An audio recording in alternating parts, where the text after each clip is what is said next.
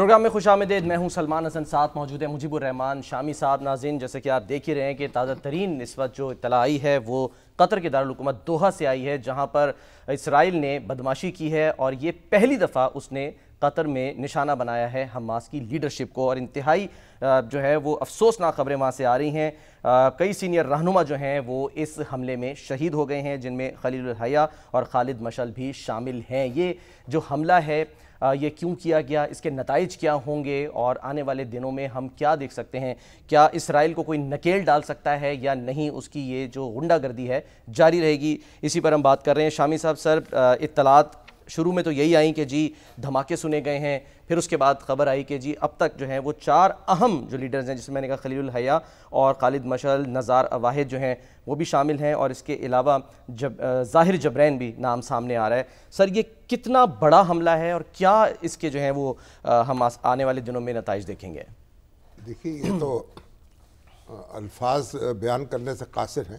جی ہاں, اتنا بڑا یہ حملہ ہے اور جس کی جتنی بھی مذمت کی جائے کم ہے, اور یہ سب جو سینئر لیڈرشپ تھی اس کو نشانہ بنایا گیا.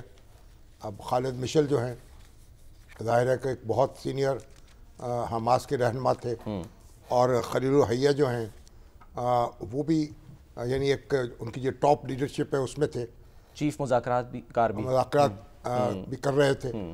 اور ان کے تو اس سے پہلے ان کے 2 بیٹے, بہو, پوتا اور خاندان کے متعدد افراد جو ہیں وہ شہید کیے جا چکے ہیں, کوئی 2008 میں, کوئی 2014 میں, مگر اللہ ان کی حفاظت کرتا رہا. اور اب اس سے پہلے ایران میں انہوں نے اسماعیل ہنیہ کو جی ہاں یعنی نشانہ بنایا تھا. جی ہاں, اب یہ قطر جو ہے یعنی جو مذاکرات کرا رہا تھا اور جو ایک درمیانی رابطہ تھا اسرائیل کے اور حماس کے درمیان, قطر اور مصر دونوں مل کر بات چیت کرا رہے تھے, اور وہاں یہ تو ایک آپ سمجھے کھلا ایک اعلان جنگ ہے, اور قطر کی بھی اور ہم سب کی اس سے زیادہ کیا توہین ہو سکتی تھی. اور اب اسرائیل والے, اب یہ کہا جا رہا ہے جی کہ ان کے ایک خبر رساں ایجنسی نے کہا ہے کہ صدر ٹرمپ سے یعنی اجازت لے لی گئی تھی. جی, ان کو بتا دیا گیا, انہیں بتا دیا گیا تھا. اب ان بتایا گیا تھا یا نہیں بتایا گیا تھا, اصل تو یہ تو ایک انتہائی ایک شرمناک صورتحال ہے. اور میں سمجھتا ہوں وقت آ گیا ہے کہ عالم اسلام کو اب سر جوڑ کر بیٹھنا چاہیے. یہ مرغیوں کی طرح آگے گردن کر کے اور کٹوانے کا کوئی فائدہ نہیں ہے. شامی صاحب, قطری وزارت خارجہ کا رد عمل آ گیا, ظاہر ہے وہ کہہ رہے ہیں کہ جی یہ اس طرح کی جو بدماشی ہے قبول نہیں کی جائے گی, لیکن اس سے زیادہ کیا آپ کو لگتا ہے کہ قطر کر سکتا ہے؟ کیونکہ جب یعنی کچھ ہفتے پہلے جب ایران نے حملہ کیا تھا اور امریکی بیسز کو نشانہ بنایا تھا, تو اس پر بھی ظاہر ہے وہ کوئی رد عمل تو نہیں آیا تھا, لیکن یہ کیا کوئی رد عمل کی وجہ بن سکتا ہے؟ اس وقت دیکھیے جو امریکی اڈے تھے نا, جی, ان کو نشانہ بنایا تھا نا ایران نے, اور قطر کی سرزمین پر تھے. مگر قطر نے کہا کہ بھئی یہ ہماری توہین ہوئی ہے, ہماری سرزمین جو ہے اس پر یعنی حملہ کیا گیا نا. لیکن وہاں تو امریکہ جو تھا وہ براہ راست فریق تھا, اور قطر سے زیادہ امریکہ جو ہے جواب دینے کے لیے موجود تھا. صحیح. اور اس سے بڑی جلدی سے پھر سمیٹا گیا معاملے کو, اور قطر نے بھی ایک بڑی حکمت سے, دانائی سے کام لیا, اور ایران نے بھی. مگر اس وقت جو صورتحال ہے, دیکھیے قطر اکیلا جو ہے اسرائیل کا مقابلہ نہیں کر سکتا. عالم اسلام کو اکٹھا ہونا پڑے گا, اور ایک نیٹو کی طرز کا ایک دفاعی معاہدہ کرنا ہوگا. اچھا, جس میں پاکستان بھی شامل ہو, قطر بھی شامل ہو, متحدہ عرب امارات بھی شامل ہو.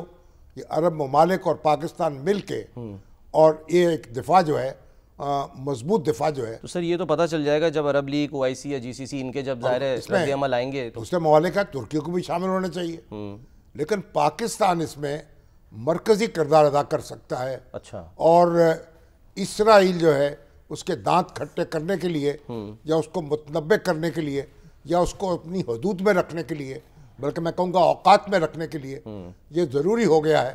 اگر اکٹھے نہیں ہوں گے اور دفاعی معاہدہ نہیں کریں گے، ایک دوسرے کے ساتھ نہیں جڑیں گے. اگر یورپ کر سکتا ہے دفاعی معاہدہ، نیٹو کا ہے نا جی، اگر جو مشرقی یورپ تھا جب، اور اس وقت سوویت یونین ایک بڑی طاقت کے طور پہ موجود تھا، تو وارسا پیکٹ ہوا. جو مشرقی یورپ کے ممالک تھے انہوں نے آپس میں وارسا پیکٹ کیا، ایک پہ حملہ دوسرے پہ حملہ تصور کیا جائے گا. اب تو وہ سوویت یونین کے انہدام کے بعد تو وہ اشتراکیت ختم ہو گئی، اشتراکی ممالک جو تھے اس طرح باقی نہیں رہے. مگر اب ویسٹرن یورپ جو ہے، جو آج کا یورپ ہے، وہ تو ایک جڑا ہوا ہے ایک معاہدے میں. صحیح. فرانس، جرمنی اور دوسرے ممالک جو ہیں، ایک پہ حملہ دوسرے پہ تصور ہوگا. صحیح ہے. اسی طرح سے اب نیٹو کی طرز پر یہ معاہدہ کا ہونا چاہیے خلیجی ممالک کے درمیان اور پاکستان کے درمیان، اور ترکی کو بھی شامل ہونا چاہیے اس میں. ٹھیک ہے. اور تاکہ ہم سب کٹھے ہو کے ایک بنیان مرصوص بنے نا، ایک آہنی دیوار بنے، ٹھیک ہے، تاکہ اس سے اسرائیل جو ہے تو جرأت نہیں ہو سکے گی پھر حملہ کرنے کی. ٹھیک ہے. کیونکہ میزائل تو پھر ہمارے پاس بھی موجود ہیں، طاقت ہمارے پاس بھی موجود ہے اسرائیل کو اٹیک کرنے کی. ٹھیک ہے. طاقت تو ہے سر، لیکن ہم کر سکیں گے یا نہیں، اور کوئی کر سکے گا یا نہیں، یہ ایک سوال ہے سر. ایک تازہ، کیونکہ یہ ڈیولپنگ سٹوری ہے نا، یہ ڈیولپنگ سٹوری ہے. کچھ یہ بھی خبریں آ رہی ہیں، حماس دعویٰ کر رہے کہ جی اسرائیلی حملے میں حماس کا کوئی رہنما شہید نہیں ہوا. تو ہم یعنی کہ ویٹ کر رہے ہیں کہ جی اس میں جو کنفرمیشنز ہیں آزاد ذرائع سے وہ کیا ہوتی ہیں. ابھی پہلے تو ایک دیکھیں خلیل الحیہ جو ہیں جی، ان کی شہادت کی خبر کی تصدیق ہوئی تھی. جی ہاں. باقی نام تو بعد میں آئے. بالکل بالکل. لیکن بہرحال جو بھی شہید ہوا ہے، اصل بات یہ ہے کہ حملہ ہوا ہے، ان کو نشانہ بنایا گیا ہے. بالکل. اس میں کون بچ گیا ہے، کون لقمہ اجل بن گیا ہے، یہ بات کی بات ہے. مشرق وسطی امور کے ماہر منصور جعفر صاحب، سر انہوں نے ہمیں جوائن کیا ہے، تو ان سے ذرا ہم معلومات لیتے ہیں. منصور جعفر صاحب فرمائیے گا، پہلے تو ذرا بتائیں کہ تازہ ترین، کیونکہ ڈیولپنگ سٹوری ہے، خبریں آ کیا رہی ہیں، کیا ہوا ایگزیکٹلی، اور جو رہنما ہیں کون کون شہید ہوئے ہیں، کیا کنفرمیشنز آ رہی ہیں؟ ابھی تک کی تنظیم کی طرف سے تو اس بارے میں ایک جیسے کہنا چاہیے ٹیکٹفل خاموشی ہے، کیونکہ ابھی تک اس نوعیت کی کوئی اطلاع جو ہے اس کی تصدیق تنظیم کے حلقوں سے جو ہے انہیں دیکھنے کو نہیں ملی. خاص طور پہ وہ ویب سائٹس کے جو حماس کے ہم خیال ہیں یا ان کے ساتھ وابستہ ہیں، ان کی طرف سے ابھی اس نوعیت کی کوئی تصدیق نہیں ہے. لیکن اسرائیل بہت تم تراک کے ساتھ یہ دعوے کر رہا ہے کہ انہوں نے حماس کی جو مین نیگوشیٹنگ لیڈر، خاص طور پہ خلیل الحیہ صاحب کی سربراہی میں، اور ایون خالد مشعل صاحب کا نام بھی لیا جا رہا ہے کہ وہ شاید اس بزدلانہ کارروائی کے اندر جو ہے وہ کام آئے ہیں. لیکن ابھی اس کی کوئی براہ راست تنظیمی حلقوں سے جو ہے وہ تصدیق نہیں آئی ہے. صرف اور صرف اسرائیلی چینلز ہیں جو ایک پروپیگنڈا اور خاص طور پہ وار مانگرنگ جو ان کے دینوں پہ سوار ہے، اس کے جشن میں جو ہے وہ پاگل ہوئے ہیں. کیونکہ انہیں جو ایک دن پہلے جو فلسطینی مزاحمت کاروں نے یروشلم کے اندر جو ہے وہ ذکر پہنچائی ہے، اور ان کے بڑی پرامن زندگی گزارنے والوں کو بسوں کے اندر جو ہے وہ گولیوں سے بھون ڈالا ہے، اس کا جو ایک ان کے سر پر جو بھوت سوار تھا بدلے کا، وہ شاید انہوں نے لینے کی کوشش کی ہے. لیکن میں سمجھتا ہوں کہ اس پوری حرکت، اس پوری پیش رفت کے اندر انہوں نے اس خطے کے خاص طور پہ ایک ایسے ملک کے امن کو چیلنج کیا ہے، تاراج کرنے کی کوشش کی گئی ہے کہ جس کی انٹرنیشنل ڈپلومیسی کے اندر، ورلڈ ڈپلومیسی کے اندر، اور خاص طور پہ جو سیاسی جو پیسفل نیگوسیشن کا جو عمل ہے اس میں ایک مسلمہ حیثیت ہے. چاہے وہ یہی امریکہ ہو، یہ طالبان سے جب مذاکرات کی بھیک مانگتے تھے تو اسی قطر کی میزبانی میں وہ سارے مذاکرات ہوئے اور وہ بیل منڈے چڑھی، اور پھر امریکہ کو جس انداز سے افغانستان سے دم دبا کے بھاگنا پڑا، تو وہ بھی سارا پروسیس دنیا کے سامنے ہے. اور اب ایک عرصے سے جو حماس کا جو سیاسی دفتر ہے اس کی میزبانی جو ہے وہ قطر کر رہا تھا، اور ان کی جو لیڈرشپ ہے وہ وہاں پہ موجود تھی. اگرچہ اسرائیل بہت بار، اور خاص طور پہ ان کی جو اس انتہا پسند کابینہ کے ارکان ہیں، وہ کئی بار یہ اعلانات کر چکے تھے کہ ہم حماس کی لیڈرشپ کو جو ہے وہ کہیں بھی نشانہ بنا سکتے ہیں. اور ان کمبختوں نے اپنے ان دعووں کو کم از کم اسماعیل ہنیہ صاحب کو ایران میں نشانہ بنا کے، صالح العروری کو لبنان میں نشانہ بنا کے، حسن نصر اللہ کو لبنان میں نشانہ بنا کے، اور اسی طریقے سے دبئی جیسے پرامن ریاست کے اندر جو ہے خالد مبہو نامی جو ان کے ملٹری ونگ کے ایک سربراہ تھے، ان کو دبئی کے ایک 5 اسٹار ہوٹل کے اندر ان کے موساد کے ذریعے قتل کروا کے اپنے ان عزائم کا انہوں نے اظہار تو کیا، بلکہ اس کی عملی تو یہ وہ سچویشن ہے. اس لیے اسرائیل کو اس وقت جس جنگی جنون کا سامنا ہے اس کا میں سمجھتا ہوں توڑ کرنے کے لیے جو شامی صاحب فرما رہے تھے کہ ہم نے جو مختلف ریجنل الائنسز بنا رکھے ہیں یہ جو مختلف اب جو چھوٹے چھوٹے گھروندوں میں جس انداز سے استعمار نے عرب دنیا کو تقسیم کر رکھا ہے، اب اسے متحد اور یکجا ہونے کی ضرورت ہے. جس طریقے سے ماضی میں قطر کا سیاسی بائیکاٹ کرنے کے لیے، اس کا معاشی ناطقہ بند کرنے کے لیے سعودی عرب کی قیادت میں یہ تمام جی سی سی کنٹریز اکٹھے ہو گئے تھے، اب میں سمجھتا ہوں اس کا خمیازہ یا اس کا بدلہ اتارنے کا وقت آ گیا ہے.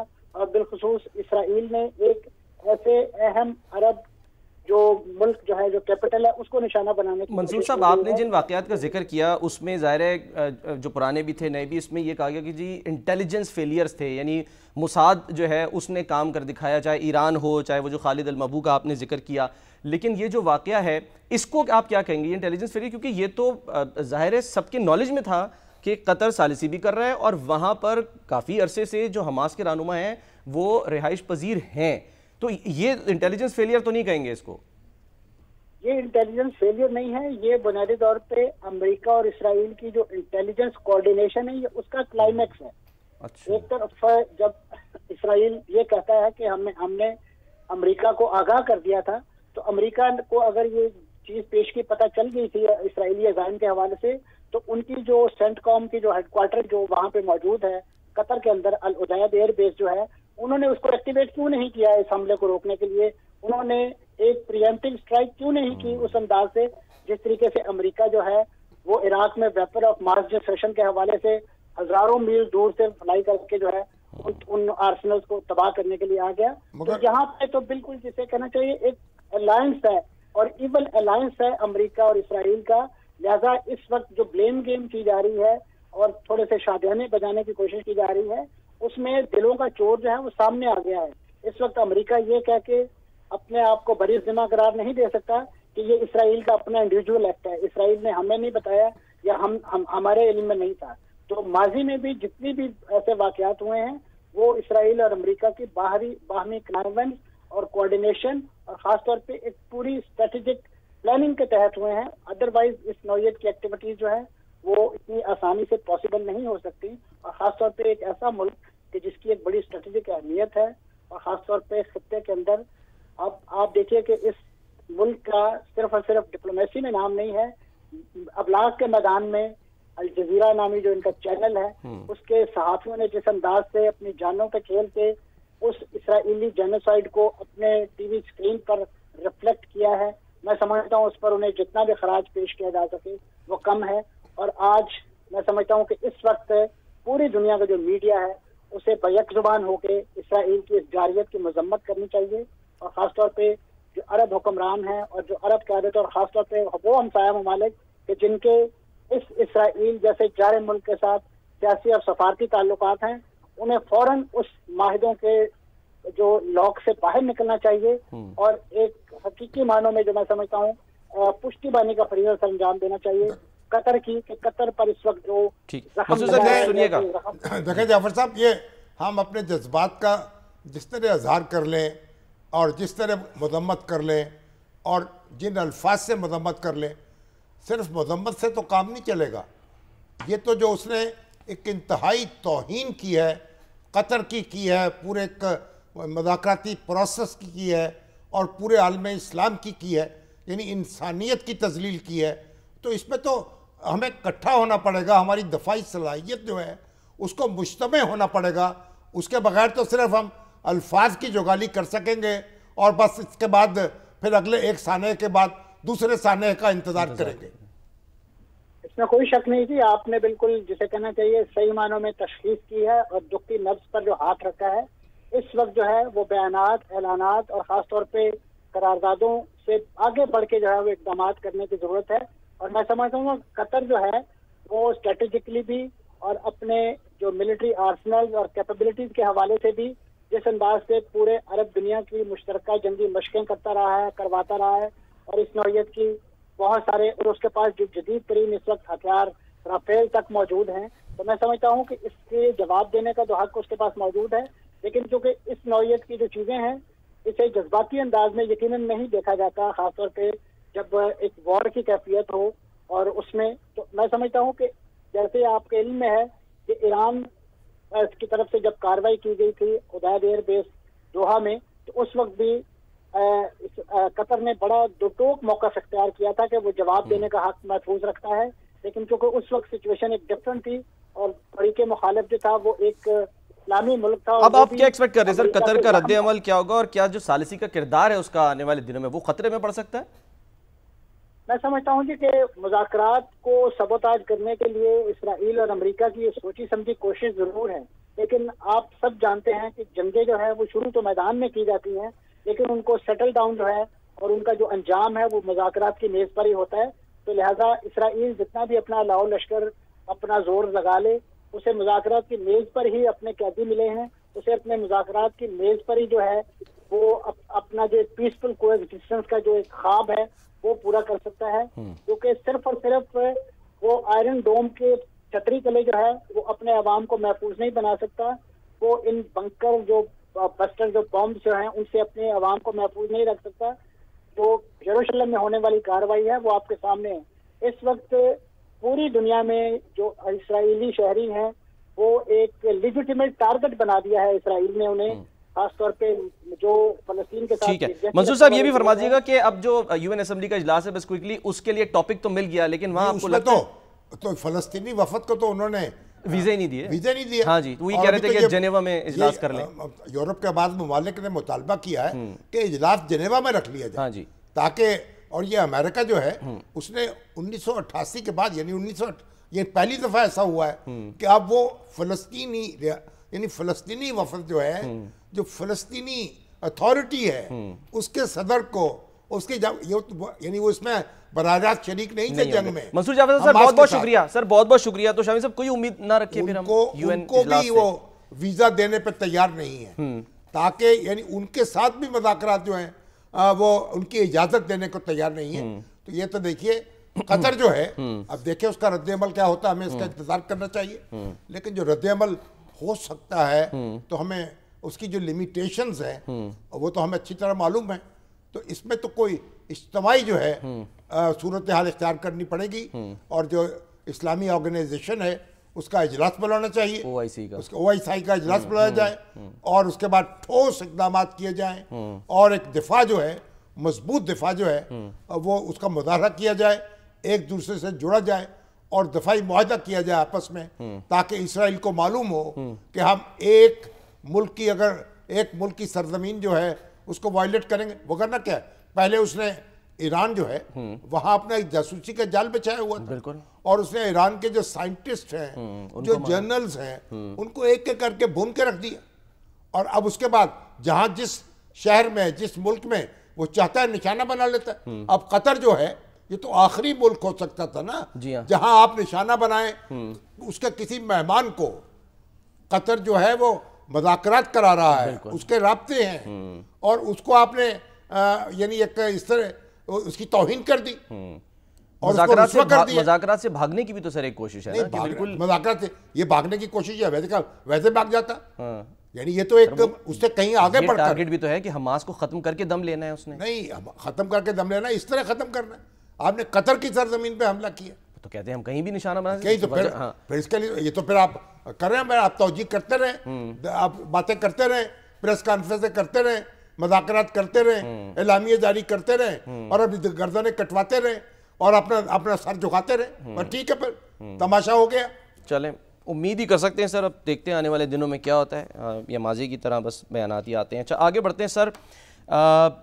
بنگلہ دیش کے بعد انڈونیشیا اور اب نیپال، وہاں پر مظاہرے ہو رہے ہیں. اور ہو کیا رہا ہے، وزیر اعظم جو ہیں انہوں نے اپنا استعفیٰ جمع کرا دیا نیپال کے، اولی صاحب. اور وہاں جنریشن زی جو ہے نا شامی صاحب، اس کے بارے میں بتایا جا رہا ہے کہ وہ اس وقت ایکٹیو ہوئی ہوئی ہے. یہ جنریشن زی جو ہے یہ کیا ہے، تھوڑا سا ذرا اس کا بھی ہم ذرا حوالہ دے دیں، بتا دیں. یعنی جو 1990 کی دہائی میں پیدا ہوئی جنریشن ہے، اور اس کو کہتے ہیں کہ یہ جنریشن زی ہے. جنریشن زی ہے، نئی نسل ہے.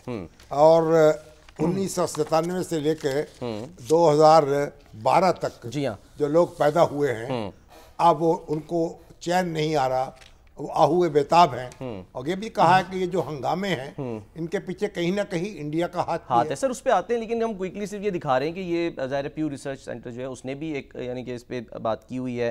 یہ اصطلاحات ہیں جو استعمال ہوتی ہیں، یعنی کہ لاسٹ جنریشن جو 1883 سے 1900 تک ہے، پھر گریٹسٹ جنریشن کہا جاتا ہے جو 1901 سے 1927 تک، پھر ایک سائلنٹ جنریشن ہے شامی صاحب جو 1928 سے 1945 تک کی ہے، پھر اس کے بعد بومرز کہلاتے ہیں 1946 سے 1964۔ دیکھیے اس وقت یہ لوگ جو ہیں سر ہے کیا مسئلہ، یعنی جنریشن زی اتنی بے قابو کیوں ہے؟ ان کی جو پہلے سوشل میڈیا پہ پابندی لگائی گئی، وہاں اس کے جو پلیٹ فارمز ہیں، یعنی آپ ایکس ہے، جی ہاں مختلف ایپس ہے، فیس بک ہے، جتنے بھی ہیں ان پہ 26 پلیٹ فارم تھے، ان پہ پابندی لگا دی۔ اب یہ نوجوان جو ہیں، اب کہا جا رہا ہے کہ یہ جو ہمارے حکمران طبقات ہیں ان کا جو رہن سہن ہے، ان کا جو طرز زندگی ہے، جو ان کے شاہانہ ٹھاٹ باٹ ہیں، وہ اس کے خلاف ایک رد عمل ہے، اور نعرے لگا رہے ہیں کہ جناب یہ جو ہمارے حکمران ہیں وہ ہماری طرح رہیں، یہ نعرے ہیں ان کے۔ اور سوشل میڈیا پہ جو پروپیگنڈا وہ یہی ہے۔ تو پہلے انہوں نے پارلیمنٹ پہ حملہ کیا ہے، حکومت پہ حملہ کیا، سپریم کورٹ بھی ان کی زد میں ہے، جو چیز ان کے راستے میں آتی ہے اس کو جلاتے چلے جاتے ہیں، اور کتنے لوگ جو ہے میرا خیال ہلاک ہو چکے ہیں۔ جی ہاں 21 افراد کی جو ہلاکت کی تصدیق کی جا رہی ہے، ہاں جی، اور کئی متعدد زخمی ہو چکے ہیں، ہسپتال جو ہے بھرے ہوئے ہیں زخمیوں سے۔ اور اب یہ ہے کہ وزیر اعظم جو ہے، پہلے وزیر انصاف اور وزیر صحت اور 3 وزیروں نے استعفیٰ دیا کہ شاید یہ ٹھنڈا پڑ جائے معاملہ، لیکن نہیں پڑا۔ اب وزیر اعظم نے استعفیٰ دیا۔ اب یہ جو پورا نظام جو ہے وہ ایک لپیٹ میں ہے، اور نوجوان جو ہیں وہ اب بپھرے ہوئے ہیں۔ اب یہ کہا جا رہا ہے کہ کچھ نہ کچھ انڈیا جو ہے، انڈیا نیپال سے خوش نہیں تھا، کیونکہ انڈیا نے نیپال کے 2-3 علاقے ہتھیانے کی کوشش کی تھی، اور نیپال جو ہے اس کی سوورنٹی پہ بار بار وہ حملہ کرتا ہے۔ لیکن جو بھی وجہ ہو، نوجوان نسل جو ہے وہ میدان میں ہے اور حاضر و موجود سے بیزار ہے۔ اگر یہ دیکھا جائے کہ یہ انڈیا کرا رہا ہے، جو جیسے رپورٹ ہو رہا ہے، ایک رائے ہے، تو اس کو ہم ڈیجیٹل مکتی بانی کہہ سکتے ہیں کہ جیسے کہ اس وقت اس طرح سے ہوئی تو ڈیجیٹل مکتی بانی بھی دیکھیں آپ، لیکن آپ دیکھیے کہ بنگلہ دیش میں کیا ہوا۔ بنگلہ دیش میں تو نوجوان اسی طرح نکلے، اور جو کٹ پتلی حکومت تھی انڈیا کی، حسینہ واجد کی، اس کو انہوں نے تاراج کر دیا، اور وہ بھاگ گئی وہاں انڈیا میں۔ اور جس طرح انہوں نے گولیاں چلائیں، جس طرح لوگوں کو نشانہ بنایا، اب ساری ایویڈنس آ گئی، ان کی آڈیوز آ رہی ہیں، ان کے احکامات آ رہے ہیں، اور وہ وہاں سے ان کو بھاگنا پڑا۔ اور جو انہوں نے طوفان برپا کیا ہوا تھا جو ظلم و ستم کا، تو اب یہ دیکھیے ان کے بارے میں بھی سر کوئی اطلاعات آ رہی ہیں، یہ جو ہیں وزیر اعظم نیپال کے پی شرما اولی کے، یہ بھی جو ہیں وہ ملک سے فرار ہو گئے ہیں اور اس کی ہیلی کاپٹر کے ذریعے فرار ہوئے ہیں۔ تو لیٹس سی، کیونکہ یہ بھی ڈیولپ کہاں گئے ہیں، یہ بھی انڈیا گئے ہیں کہ کہیں اور گئے ہیں۔ اور مالدیپ کے اندر بھی ایک ہنگامہ برپا ہے، وہاں بھی ایک بیداری اور بے چینی ہے۔ تو بہرحال ایک اب یہ ہمیں اس سے قطع نظر یہ دیکھنا چاہیے کہ جو ہمارے حکمران طبقات ہیں کسی بھی ملک کے ہوں، ٹھیک ہے، ان کو عوام کی سطح پر زندگی گزارنی چاہیے۔ اچھا، عوام کی سطح پہ جب آپ زندگی نہیں گزاریں گے، جب اپنے الگ جزیرے بنا لیں گے اور اپنے شاہانہ ٹھاٹ باٹ جو ہیں بادشاہوں کی طرح رہیں گے، اور یہاں تو کیا ہو رہا ہے آپ دیکھیے، ہمارے ہاں یعنی ہمارا پاکستان تو بڑا غنیمت ہے کہ وہاں ایک قانون، آئین اور سسٹم موجود ہے، مگر یہاں کیا ہوتا ہے، ایس سی سی پی کے جو ذمہ دار ہیں انہیں اپنی تنخواہیں بڑھاتے چلے گئے، کروڑوں روپے کر دی۔ یعنی آپ پوچھنے والے کوئی نہیں، بھئی کم سے کم تنخواہ آپ نے 37,000 رکھی ہے تو زیادہ سے زیادہ بھی مقرر کر دیں۔ صحیح ہے، اب آپ کی حوث ختم ہی نہیں ہوتی، اور نہ ملے تو کسی کو تنخواہ ہی نہیں ملتی۔ کیسے ہے؟ وہ پریس کاؤنسل کے کوئی ہیں سر، وہ ایک خاندان ایسا ہے، نہیں وہ پریس کاؤنسل کے، جو پاکستان پریس کاؤنسل ہے اس کے جو چیئرمین ہیں جسٹس ارشد جدون صاحب، ان کو تنخواہ ہی نہیں مل رہی 7-8 مہینے سے۔ وہ پریزیڈنٹ صاحب دو دفعہ ڈائریکٹو جاری کر چکے، بھئی ان کو تنخواہ تو دو۔ اب وہ یہ جو پریس کاؤنسل جو ہے، اب وہ صرف پرنٹ میڈیا کی شکایات سنتی ہے، اس کو تو ذرا وسعت دے دیں، پورا میڈیا آ جائے، نہیں جو سوشل میڈیا بھی اس کے اگر دائرہ اختیار میں آ جائے تو ان کے کام میں بھی ایک ذرا یعنی توازن پیدا ہو جائے۔ اور بہرحال ان سے قطع نظر ان کی تنخواہ رکی ہوئی ہے۔ تو اب یہ اس پورے خطے کا المیہ ہے، آپ दुनिया में चले। आज वो कॉलम लिखा हुआ है उन्होंने, हमारे इरफान सिद्दीकी साहब, वो गए हैं, डेनमार्क गए थे मेरे ख्याल है, हाँ, और वहाँ उन्होंने एक जज साहब जो सुप्रीम कोर्ट के हैं, वो पाकिस्तानी नयाब जज है आसन साहब, सही, उन्होंने उनको बुलाया, वहाँ मदऊ किया। ठीक है। तो उन्होंने कहा कि वो कहे चाय पी के जाएं। चाय कहाँ है चाय?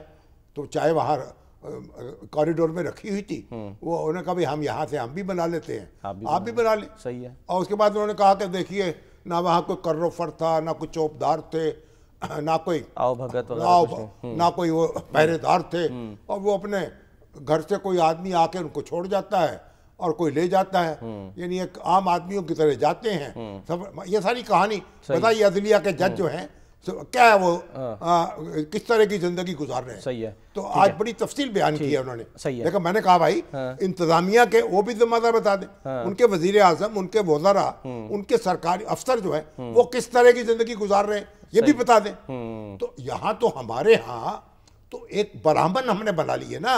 हम तो कहते थे इंडिया जो है उसमें जात पात उसमें है, और शूदर और ब्राह्मण उनके दरमियान फासला है। ठीक है। हमने तो अपने यहाँ के ब्राह्मण बना लिए। और क्या अब ये जो एक नाराजगी है, यहाँ भी नौजवानों में गुस्सा है ना, यहाँ भी गुस्सा है सर। लेकिन ये गुस्सा जो है वो निकलता तो नहीं है। मैं इस पर एक बात करूंगा, सवाल करूंगा, लेकिन एक ब्रेक का कहा जा रहा है सर। क्विक ब्रेक लेते हैं, ब्रेक के बाद हम वापस आते हैं, हमारे साथ रहिए।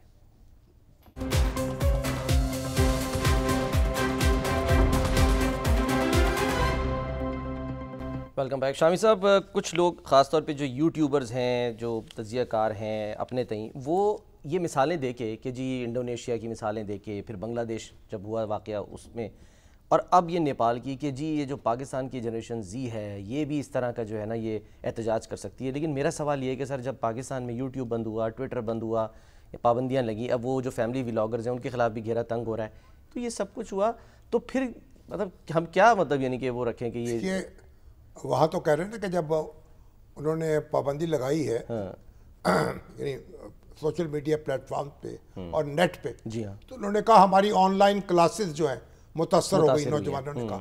देखिए पाकिस्तान के हालात बहुत मुख्तलिफ हैं। पाकिस्तान एक ओपन सोसाइटी है, यहाँ फौजी हुकूमतें भी रही हैं, उनके दौरान भी आपको एक किसी न किसी सतह पे आज़ादी इज़हार जो है हासिल रही है। ठीक है। और अब भी कोई हमारा जो मेन स्ट्रीम मीडिया है वो हर चीज़ हम डिस्कस करते हैं, जो जलसे करते हैं, जुलूस निकालते हैं, पार्लियामेंट में अपने जज्बात का इजहार करते हैं, तो यहाँ वो घुटन मौजूद नहीं है जो उन मुल्कों में है। सही। वहाँ जाके देखें तो यहाँ जो घुटन, जिसको हम घुटन कहते हैं, वो भी उनकी आज़ादी से बेहतर है। तो देखिए ना आप बांग्लादेश में क्या था, कितने लोग मार डाले गए, कितने लोगों को फांसियाँ लगा दी गई, कितने लोगों का यानी पता ही नहीं चला, और यानी समंदरों में उनको गर्क कर दिया गया। तो पाकिस्तान जो है वो सोसाइटी उस तरह से नहीं है। लेकिन एक बात जरूर है, पाकिस्तान में जो मुख्तदर हलके हैं उनको अपने तौर तरीकों पे नजरसानी करनी चाहिए। अच्छा। और जहां आप जो मिनिमम वेजेस मुकर्रर कर रहे हैं ना, मैक्सिमम भी मुकर्रर कर दें। अच्छा, ठीक। ये नहीं हो सकता कि आप 1-1 करोड़ रुपए, 2-2 करोड़ रुपए में महीने की तनख्वाह बटोरें। ये ऐसा, ये गैर इस्लामी भी है, गैर इंसानी भी है, और ये नोट करना चाहिए। लेकिन पाकिस्तान जो है, यहाँ तो हम देखिए ना एक सिस्टम मौजूद है, जितनी भी हमें शिकायत हो, ठीक है, पाकिस्तान का कोई मुवाजना नहीं हो सकता आप दूसरे मुल्कों के साथ। वहाँ जाके देखें और सर तो पता चले आपको जबर क्या होता है। कुछ कोई भी मसला हम देखते हैं कि अदालतें आज़ाद हैं या लोग चले जाते हैं अदालतों के पास, मतलब यहाँ फैसले करा लेते हैं। अब सर फैसले से याद आया, हाँ, लेकिन बहुत कुछ करने की जरूरत है। हाथ पे हाथ धर के नहीं आप बैठ सकते। ठीक है। और हमें एजुकेशन में, हेल्थ में ये तवज्जो करनी होगी, एजुकेशन में इन्वेस्टमेंट करनी होगी। नौजवान जो हमारे 2.5 करोड़ बच्चे स्कूलों से बाहर हैं, उन्हें स्कूलों तक ले जाना होगा। सही। हम स्कूलों पे उसके अंदर आपको पैसे ज्यादा मुख्तस करने होंगे, दूसरे खर्चे कम करने होंगे। ठीक। और बादशाहों की तरह ना रहे आप, आम आदमी की तरह रहें, उनके अंदर रहें, उनके साथ रिश्ता और नाता कायम करके रहें। ठीक है। अपने आप को अलग न समझें। ठीक है। और अवाम और बहुत से लोग जो हैं जो कानून के दायरे से निकलने की कोशिश करते हैं, वो कानून के दायरे में रहें, क्योंकि कानून तो अपना रास्ता बनाता है। अब सर आज एक और फैसला आ गया है 9 मई के सिलसिले में, जज के, जी हाँ, स्क्वाड की गाड़ी जलाने का ये मुकदमा। तो ये मंजर अली गिल साहब हैं, उन्होंने महफूज फैसला जो है वो सुना दिया। شاہ محمود قریشی صاحب جو ہیں یہ تیسرا کیس ہے، ان کو بری کر دیا گیا سر جلاؤ گھراؤ کے اس کیس سے، جبکہ ڈاکٹر یاسمین راشد صاحبہ، اعجاز چودھری صاحب کہہ دیا گیا کہ وہ کسی سازش میں کسی گفتگو میں شریک ہی نہیں تھے 9 مئی کے حوالے سے، تو ہر مقدمے سے وہ بری ہوتے چلے جائیں گے. ٹھیک ہے. اب ہمارے اعجاز چودھری صاحب سینیٹر اعجاز جی ہاں ان کو سر پھر 10 سال کی سزا اور یاسمین راشد صاحبہ کو یہ خدیجہ شاہ کو 5 سال قید کی سزا سنائی گئی. یاسمین راشد کو بھی اور خدیجہ بی بی کو عمر سرفراز چیمہ صاحب ان کو بھی 10 سال. 10 سال. اب بتائیں 10 سال تو انہوں نے کوئی میرے خیال کوئی سٹینڈرڈ الہام ہو گیا ان کو. ہمارے جج صاحبان جو ہے 10 سال سزا سناتے چلے جاتے ہیں. بہرحال ابتدائی عدالت کے فیصلے ہیں، ان کے خلاف اپیل ہوگی اور اس کے بعد پھر دیکھیں گے. مگر آپ یہ دیکھیے اعجاز چودھری صاحب جو ہے ان کی تو نشست بھی خالی قرار دے دی الیکشن کمیشن نے، اور اس پہ آج بائی الیکشن بھی ہو گیا، جیت گئے رانا ثناء اللہ صاحب. اور رانا ثناء اللہ سینیٹر بغیر مطلب مقابلہ تو ہوا ہی نہیں سر ایک طرح سے. اب یہ ہے کہ وہ اپیل پینڈنگ ہے ہائی کورٹ میں. ان کے وکیل ہیں تیمور ملک، وہ انہوں نے وہ دہائی دیتے رہ گئے کہ بھائی آپ اس کے لیے اسٹے جاری کریں. صحیح. عدالت نے اسٹے تو نہیں دیا جیسے پشاور ہائی کورٹ نے دیا تھا عمر ایوب صاحب اور الیکشن ہو گیا. انہوں نے کہا لیکن یہ الیکشن سے فرق نہیں پڑتا، ہمارا فیصلہ جو ہے اگر جب فیصلہ کریں گے تو پھر الیکشن. ذرا سنائیں سر رانا ثناء اللہ صاحب نے جیت کے بعد کیا فرمایا، کیا کہا جب وہ سینیٹر بن گئے، دکھائیے جی. صاحب نے ایک سیاسی اور جمہوری پروسیس کا جو ہے وہ جو بائیکاٹ کیا، وہ انہوں نے رائے فرار اختیار کی، ورنہ انہوں نے اپنے کاغذات داخل کیے، جانچ پڑتال کا پروسیس جو ہے وہ پورا کیا، اور اس کے بعد جو ہے وہ پھر چلے گئے ہائی کورٹ میں اسٹے لینے کے لیے. اور جب انہیں وہاں سے بھی جو ہے وہ ناکامی ہوئی تو پھر اس کے بعد انہوں نے بائیکاٹ کا بہانہ کیا، جبکہ یہ ان کا اپنے جو ممبرز ہیں ان کے اوپر عدم اعتماد ہے، کیونکہ انہیں یہ خوف تھا کہ اگر وہ ووٹ کاسٹ کرواتے اپنے ممبرز کو تو ان کے کوئی 10-12 ممبرز تو ایسے ہیں جنہوں نے میرے ساتھ خود رابطہ کیا تھا کہ وہ ووٹ جو ہے وہ مجھے کرنا چاہتے ہیں، جبکہ میں نے ان سے یہ کہا تھا کہ آپ ووٹ اپنی جماعت کو کریں، اپنے کینڈیڈیٹ کو کریں. تو اس خفت سے بچنے کے لیے انہوں نے یہ رائے فرار جو ہے وہ اختیار کی. رائے فرار تو رانا صاحب کہہ رہے ہیں. سب کو معلوم تھا کہ صوبائی اسمبلی میں مسلم لیگ نون کی میجورٹی ہے، اس کے نمائندے جیت جائیں گے، اس کے جو امیدوار ہیں، تو رانا صاحب جیت گئے. اگر ان کو رانا صاحب کو کیا ضرورت تھی کہ پی ٹی آئی تو اپوزیشن میں ہے، حکومت میں تو نہیں ہے، تو اب یہ متناسب نمائندگی تھے تو الیکشن ہو نہیں رہے تھے. ایک سیٹ تھی، پوری اسمبلی کو ووٹ دینا تھا. لیکن اصل بات یہ ہے کہ اعجاز چودھری صاحب کی سیٹ جو ہے جس طرح خالی ہوئی ہے اور الیکشن کمیشن نے جس اجلت کا مظاہرہ کیا ہے اس نے کئی سوالیہ نشان کھڑے کیے ہیں، قانونی حیثیت پر سوال اٹھتے رہیں گے. اور دیکھیے یہ ابتدائی عدالت کی سزا کے بعد نشستیں خالی نہیں ہونی چاہیے. اپیل جو ہے اس کا فیصلہ آنے کا انتظار کرنا چاہیے. اگر ہائی کورٹ جو ہے اس میں سٹے دے دیتی، اس نے سٹے نہیں دیا تو بہرحال ہم اب اس پہ مقدمہ چلے گا، اب جو بھی ہوگا. لیکن بہرحال کوئی اچھی نظیر قائم نہیں ہوئی، مگر آپ اگر سیاسی حوالے سے آپ سمجھیں. سر پی ٹی آئی کا ذکر کہیں نہ کہیں جب بھی الیکشن کچھ ہو آ ہی جاتا ہے کہ جی لوگ بک گئے، سب کچھ ہو گیا. اب یہ بھی رانا صاحب بات کر رہے ہیں، لیکن یہاں سوال یہ ہے نا کیا بک گئے بھائی. پی ٹی آئی کے لوگ جو ہیں وہ 10 لوگوں نے مجھ سے رابطہ کیا، اس سے کیا فرق پڑا؟ رانا صاحب کو ضرورت ہی نہیں تھی، ان کی میجورٹی ہے، اوور ویلمنگ میجورٹی ہے. انہوں نے کیا کرنے تھے ووٹ لے کے، اور پی ٹی آئی والوں نے کیا دینے تھے وہ ووٹ کو کیا دیتے. مطلب یہ تو اب رانا صاحب جانے اور ان کے جو رابطہ کار ہیں وہ جانے. لیکن بنیادی بات یہ ہے کہ ان کے پاس میجورٹی تھی اور انہوں نے جیت جانا تھا. ٹھیک ہے. وہ ساجد میر صاحب کا بھی جب ہوا تھا تو سر ان کے 99 ووٹ تو پڑ گئے تھے نا، تو وہ کہیں ساجد میر صاحب کی جگہ جب الیکشن ہوا تھا حافظ عبدالکریم صاحب جب آئے تھے تو جو اپوزیشن کے تھے مہر عبدالستار، ان کے نمبرز پورے تھے، وہ تو ان کو پورے 99 ووٹ مل گئے. یہاں میجورٹی ان کے پاس ہے، نون لیگ کے پاس، تو پی ٹی آئی کو جیتنے کا کیا سوال ہے؟ نہیں جیتنے کا نہیں، 1-on-1 مقابلہ ہوگا تو بازار پی ٹی آئی ہار جائے گی. اگر متناسب نمائندگی ہوتی 3-4 نشستیں تو پھر اس میں 1-2 نشستیں وہ بھی لے جاتے. صحیح ہے. ٹھیک ہے. اچھا اب تو وہ دیکھیں ہمارے جو بھائی صاحب ہیں، کیا وہ ہمارے سپریم کورٹ جرنلسٹ ایسوسی ایشن کے بلوچ صاحب، طیب بلوچ، جی طیب بلوچ، جن کے تشدد کا نشانہ بنایا، انہوں نے پرچہ کٹوا دیا. ہم نے تو کل سمجھا تھا کہ چلو थोड़ी सी हंसते खेलते कोई आपस में मफाहमत हो जाए। FIR कट गई मफाहमत तो सर, नहीं हुई। अब दहशत गर्दी की इंसदाद दहशत गर्दी का कानून भी लग गया उसके ऊपर, कह रहे हैं। अब देखें 5 कितने दफात लोग पकड़े जाएंगे। हलीमा बीबी जो हैं, फिर हमारे पंजोता साहब, उन पे क्या गुजरेगी। अब भी मुनासिब बात यह है कि जो हमारे PTI के लोग हैं, हलीमा बीबी भी हैं और पंजोता साहब भी हैं, और हमारे जो बैरिस्टर गौहर साहब हैं, वो माजरत कर लें अखबार वालों से, और हमारे जो PFUJ के और दोस्त हैं वो भी खुले दिल से उनकी माजरत कबूल कर लें। अच्छा। तो ये बेहतर बात होगी।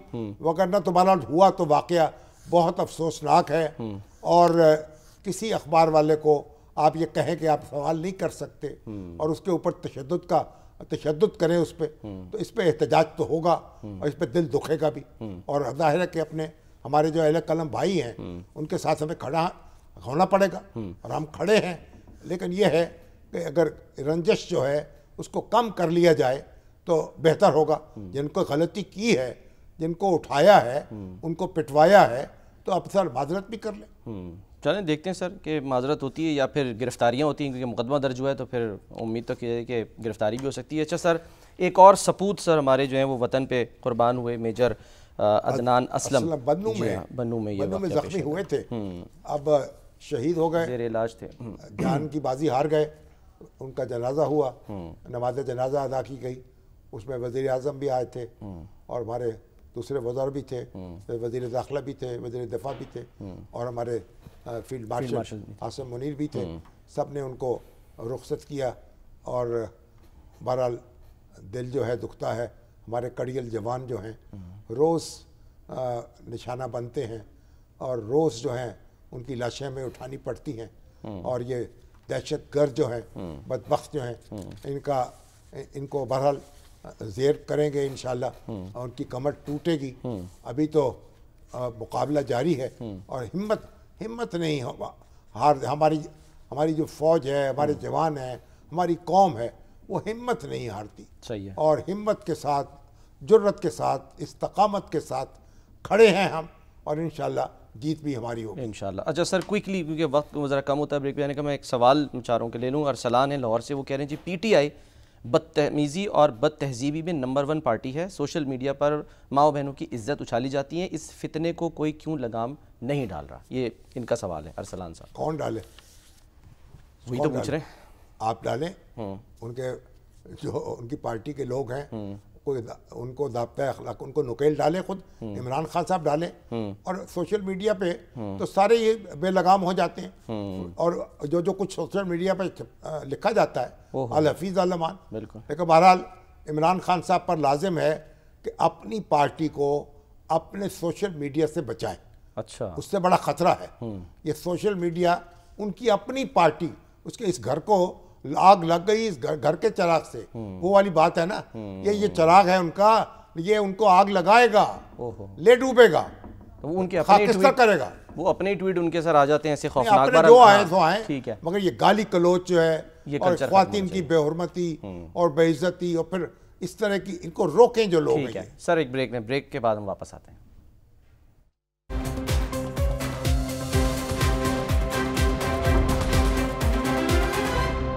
प्रोग्राम का वक्त खत्म होता है। नाज़रीन अपना ख्याल रखिए। अल्लाह हाफ़िज़।